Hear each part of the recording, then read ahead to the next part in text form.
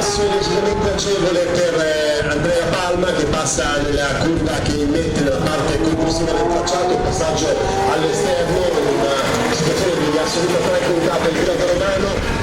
L'aggancio con la terza della corsa è arrivato quando mancano 9 minuti e 10 secondi per poterci in lento, la 458 di Cordone sta approfittando tra l'altro di questi dei problemi tecnici che sembrano apparire sulla scena del Cordone di Benedetto. Peccato perché per un attimo abbiamo quasi pensato alla possibile vittoria della vettura GTS3, però la prima vittoria possibile con una Chevrolet Corvette sul campionato GT Sprint, ma sembra in questo momento